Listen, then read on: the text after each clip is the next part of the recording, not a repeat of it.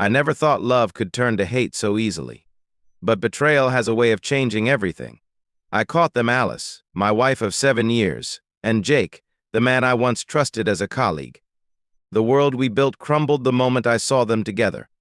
And now all I can think about is revenge. Thomas Jefferson Langley had it all, or at least, that's what he told himself. At 35, his career as a corporate strategist was thriving. His mind was sharp, his work impeccable, and he had the perfect family life with his wife Alice. Alice, 32, was a compassionate pediatrician, known for her nurturing care at the local children's hospital. They had been married for 7 years, and by all outward appearances, they were the embodiment of success. Their house was beautiful, their children healthy, and their social circle admired them. But somewhere along the way, their connection had begun to fray. At first, it was subtle. A missed anniversary here, a delayed dinner there. It was nothing that couldn't be swept under the rug. But slowly, the small cracks in their relationship began to grow. Thomas had always prided himself on his control, his ability to juggle work, family, and his personal life without missing a beat. But lately, something was off. Alice, too, seemed distant. She was always working late or lost in her thoughts, a far cry from the woman he had married. They hadn't shared a passionate kiss in months, and the once easy conversations had turned into awkward exchanges. But neither of them spoke about it. They just kept going, letting the silence stretch between them like an insurmountable wall. Thomas kept his head down, burying himself deeper in work, thinking that maybe things would improve with time. But deep down, he could feel something changing, something he wasn't ready to confront. He had been a loving husband, always there for Alice, always supportive. He had never suspected that anything could shatter the life they had built. Yet the small signs were there if he had been paying attention. When he was away on business trips, Alice seemed less concerned. The phone calls would be brief, and the texts even shorter. But he pushed it all aside, that is, until the day he discovered the truth. It was a quiet evening when Thomas first stumbled upon the text messages. He had no intention of snooping. He trusted Alice, and their relationship, though distant, seemed solid enough.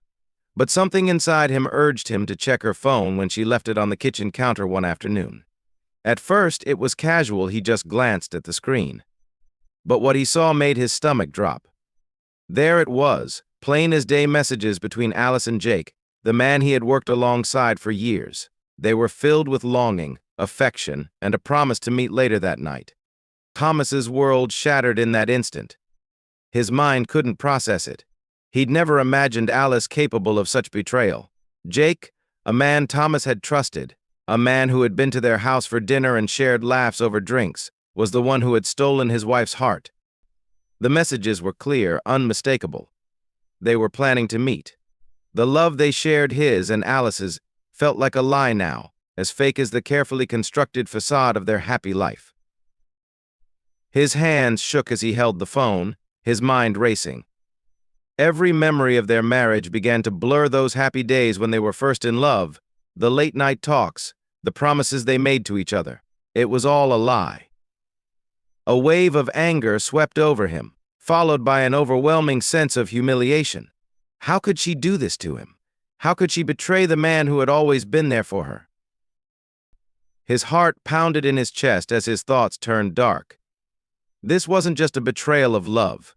It was a betrayal of everything Thomas had worked for: the family, the trust, the life they had built. His mind spiraled into a blur of emotions: rage, sadness, disbelief. But there was one feeling that rose above all the others: the desire for revenge. The discovery of Alice's affair was like a spark that set Thomas's world ablaze. The pain from the betrayal wasn't just emotional, it was physical. His body trembled with anger, his chest tightened with disbelief, and his mind became a prison of violent thoughts. The more he thought about what Alice had done, the darker his fantasies grew. He couldn't escape them. They took root in his mind, twisting and warping until they consumed him entirely. In the quiet of his hotel room, after another long day of work, Thomas found himself alone with his thoughts. He replayed the scene over and over again: the betrayal, the lies, and the image of Alice in the arms of Jake. The anger bubbled inside him, threatening to boil over. He imagined confronting them. The scene was vivid, almost real. He would storm into their bedroom, the place that had once been a sanctuary for them both, and catch them in the act.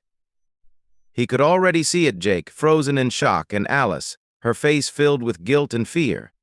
In his mind, he pictured the gun in his hand, the weight of it heavy, the cold metal comforting in a twisted way. He fired without thinking, feeling the surge of power as the bullet hit its mark. Jake crumpled to the floor, his groan of pain echoing in Thomas's ears. It felt right in that moment, the release of all the anger that had been building for months, if not years. But then the fantasy began to fade, and reality hit like a slap in the face. Thomas wasn't a murderer. He wasn't some cold-blooded killer. He had never been a violent person, and the thought of actually carrying out the act was terrifying. He could see Jake bleeding on the floor, Alice's tear-streaked face staring at him in disbelief. What would he have become if he went through with it?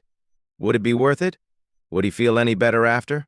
His mind became a battlefield between the urge for retribution and the part of him that still held onto the values he once cherished. The emotional conflict raged inside him. He could feel his heart pounding, his fists clenching in frustration.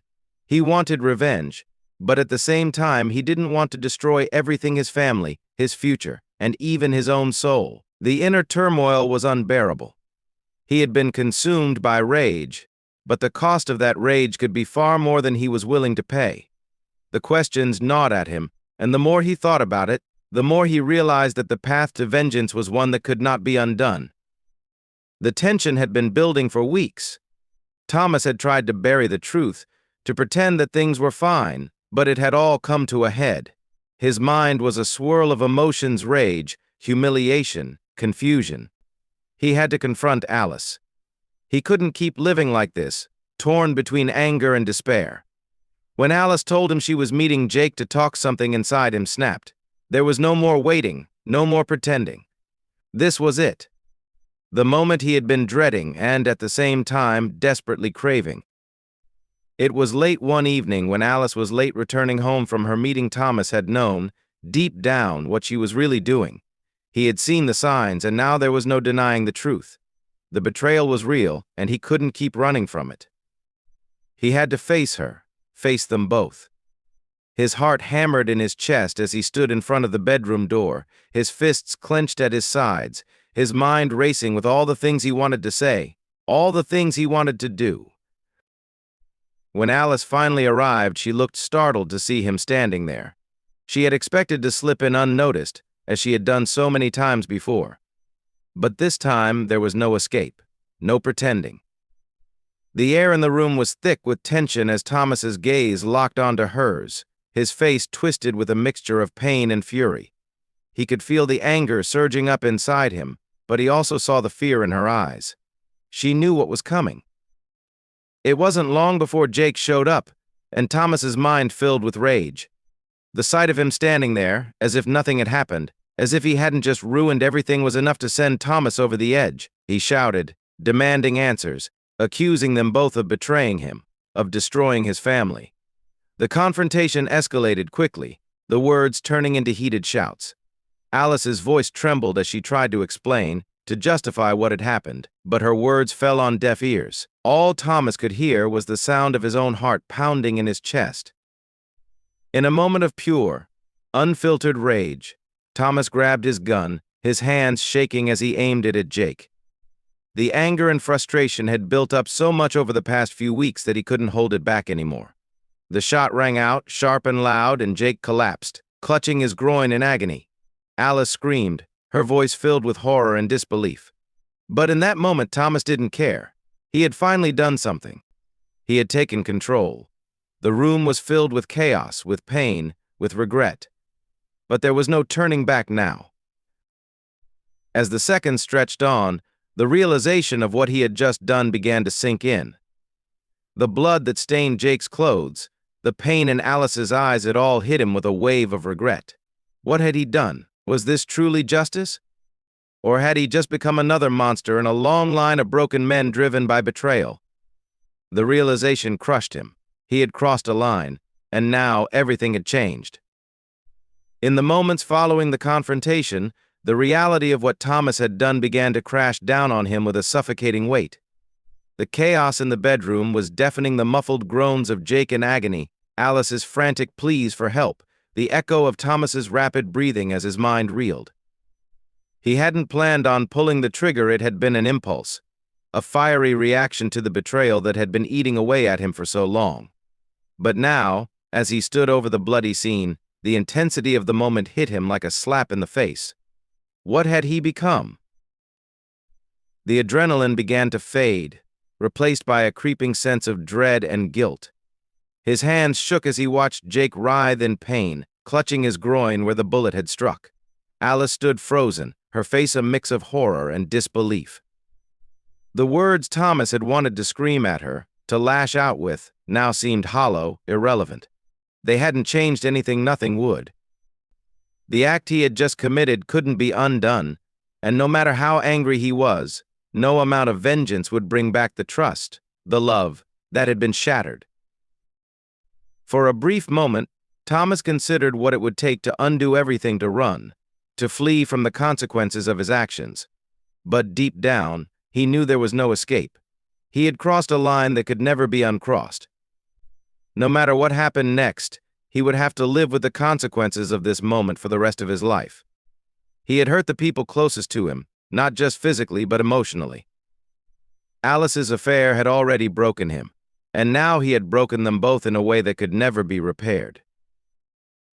As he watched Alice move toward Jake, cradling him in her arms, Thomas felt a sickening emptiness gnaw at him. The violent fantasy he had once entertained had turned into a nightmare he couldn't wake up from. The pain, the chaos, it was all too much. His mind raced with questions, but none of them had answers. Would this moment, this act of violence, make him feel better? Would it bring closure to the ache in his chest? No. The truth was, nothing would. And as the seconds ticked by, a sense of self-loathing washed over him. He had ruined everything, and the man standing in front of Alice and Jake was nothing like the man he once was. In the days that followed, Thomas found himself sinking deeper into a spiral of guilt and despair. The confrontation with Alice and Jake had left a permanent scar on his soul. He had crossed a threshold from which there was no return, and his mind couldn't stop replaying the horrific scene over and over again.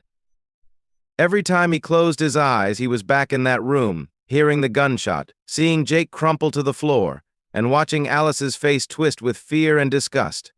The images haunted him relentlessly, like a broken record that wouldn't stop playing. It wasn't just the violence that gnawed at him, it was the realization of what he had done to his marriage. The man he once was had been swallowed by the darkness, and now he was left with nothing but regret.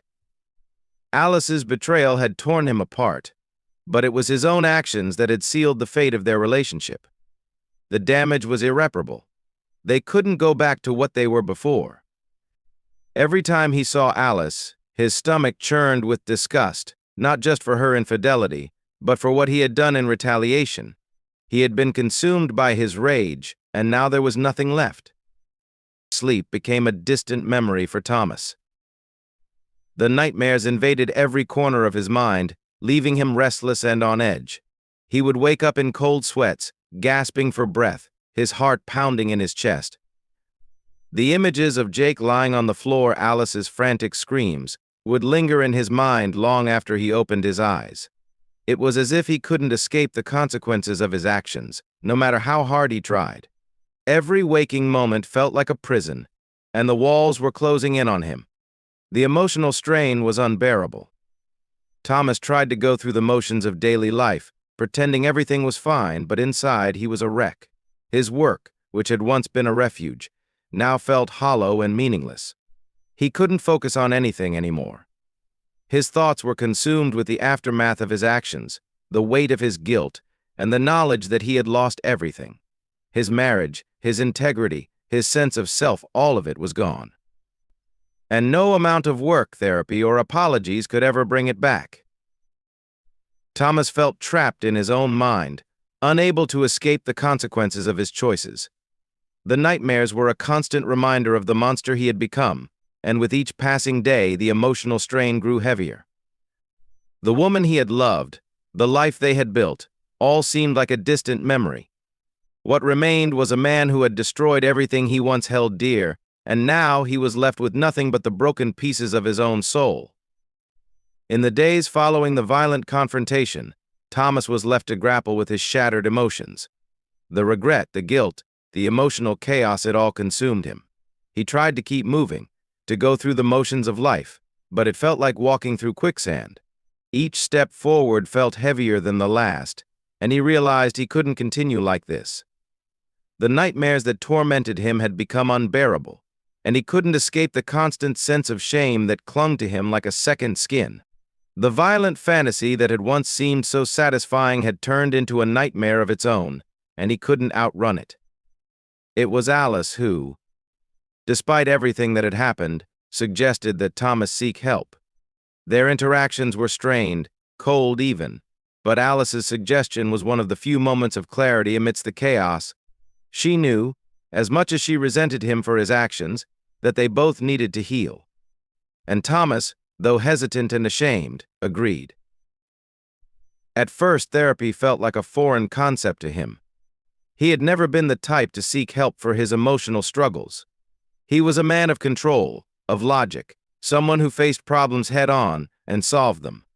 But nothing in his life had prepared him for the depths of pain and self-loathing he was experiencing. Therapy was no magic cure, no simple fix. But with each session, Thomas began to uncover layers of anger, fear, and heartbreak that had been buried deep within him. The sessions were difficult. The therapist, a quiet, empathetic woman named Dr. Reynolds, had a way of probing into Thomas's psyche, forcing him to confront parts of himself he'd long ignored. It wasn't just about his anger toward Alice and Jake anymore, it was about understanding the root of his violence, the pain he had carried for years, the emotional walls he had built to protect himself.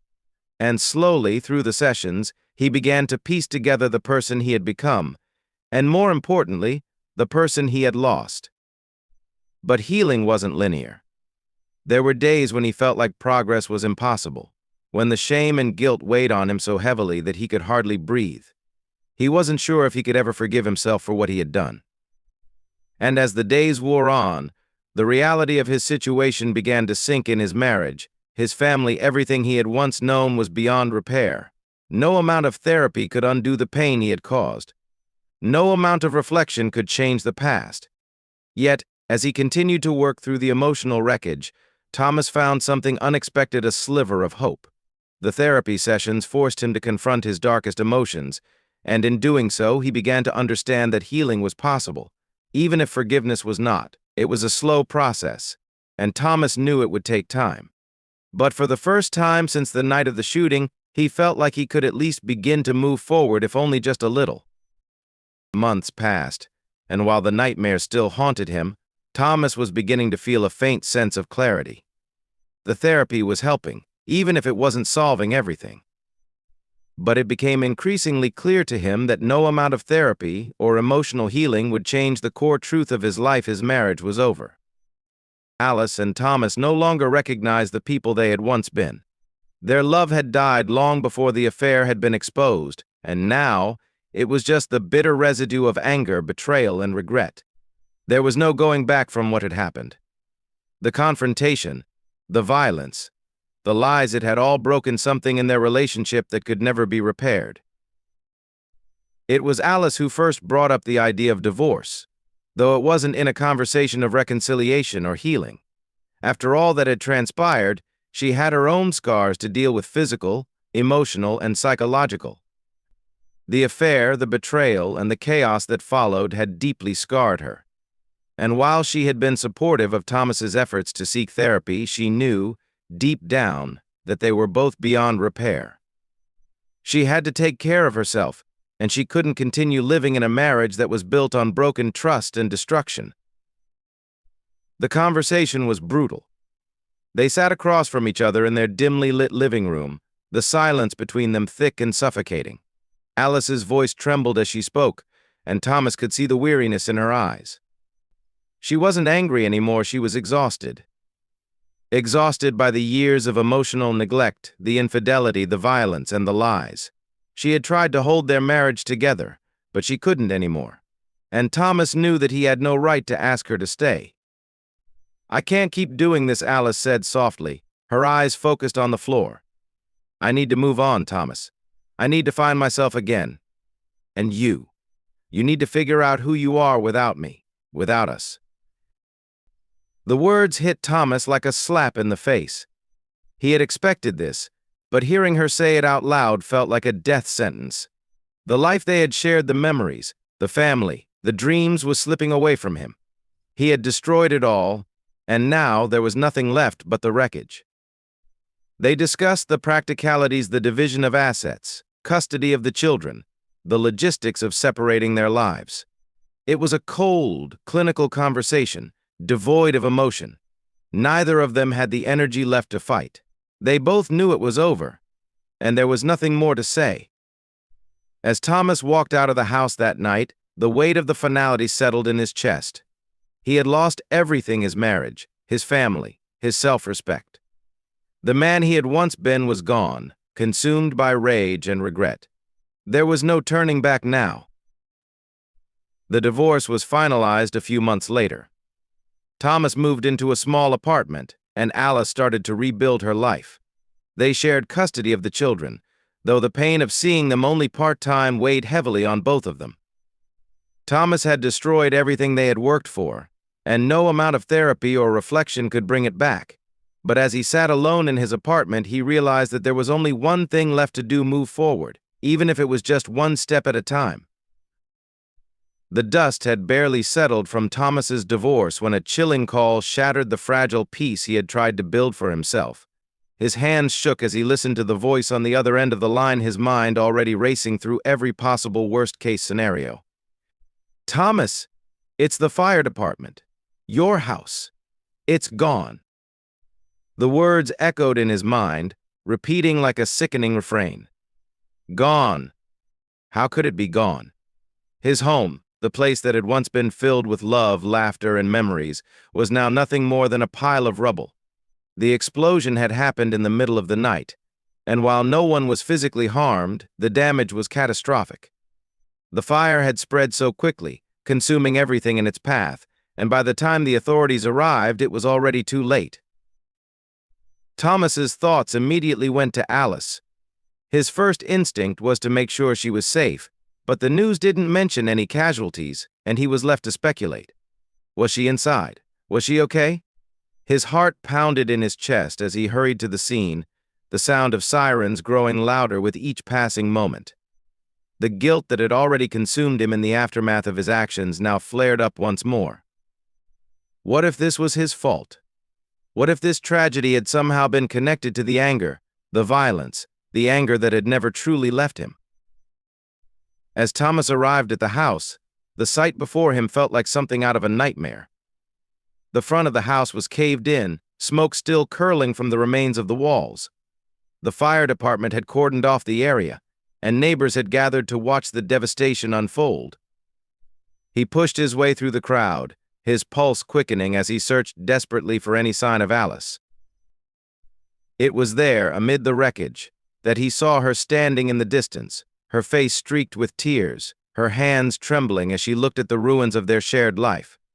Alice wasn't inside when the explosion happened, but the damage was still devastating. Her life had been shattered once more, and now Thomas had to face the reality that their past, the house they had built together, was gone. The explosion had taken everything from them in the most final and brutal way possible. For a brief moment, Thomas found himself paralyzed, staring at the wreckage, overwhelmed by the weight of everything that had happened. His heart ached for the pain Alice was enduring, for the life they had lost, for the person he had become. It felt as though every choice he had made had led to this, the destruction of everything they had worked for, everything they had dreamed of. There was no going back now. The explosion wasn't just a physical event, it was a symbol of the destruction that had unfolded in their lives. The days following the explosion were a blur. Thomas tried to reach out to Alice, but she was distant, emotionally wrecked, and understandably unwilling to engage. He knew she needed space to process everything, but a part of him longed to make amends, to apologize for the man he had become, for the destruction he had caused, for the role he had played in the dissolution of their marriage. But it wasn't just Alice he needed to make peace with. It was himself. His guilt and regret ran so deep that it was suffocating. The man he had been before the affair, before the violence, before the explosion, he was a stranger to himself now. He had been so consumed by pain and anger that he had lost sight of everything else. Thomas's thoughts drifted back to the night of the explosion. What had led to this moment? Was it fate, or was it something he had set in motion with his own choices? He had often wondered if he could have prevented the chain of events that led them to this point. Could he have handled the betrayal differently? Could he have let go of his violent tendencies, his need for revenge? The answer, he realized, was no. The damage had already been done, and there was no undoing it now. His visit to Alice weeks later was a final act of closure. He had heard about her condition, the physical and emotional toll the explosion had taken on her, and he knew he needed to face her one last time. Standing outside her hospital room, he couldn't shake the overwhelming feeling of despair that washed over him. This wasn't the way things were supposed to end. They were supposed to be a family, together, happy, whole. But the pieces had shattered beyond repair. Alice's eyes met his as he entered the room. There was no anger in her gaze, no hatred, just exhaustion, the kind that only comes from living through a nightmare and realizing that it will never end. Thomas approached her cautiously, unsure of how to begin, what to say. The words felt inadequate, but he knew he had to say them. "I'm sorry," he whispered, his voice thick with emotion. "For everything. For what I did to you. For what I've done to us. I never meant for it to get this far." Alice didn't say anything at first. She just stared at him, her face a mask of sorrow. And in that moment, Thomas understood. Words couldn't fix what had been broken. Nothing could. The damage was done, and they were both left to live with the consequences. "I know," Alice replied softly. "And I'm sorry too. But we both need to move on. It's too late for us." The silence between them was deafening. There was nothing left to say. The finality of it all settled into Thomas's chest like a lead weight. There was no redemption, no happy ending, just the stark reality that they had both lost everything. And as he left the hospital room, the weight of the world on his shoulders, Thomas realized that the only way to move forward was to embrace the pain, to let go of the past, and to find a way to live with what he had become. Thanks for watching. If you found this video engaging, don't forget to like, share, comment, and subscribe to my channel. Your support helps me create more content that resonates. Stay tuned for more stories, and remember, every choice has a consequence.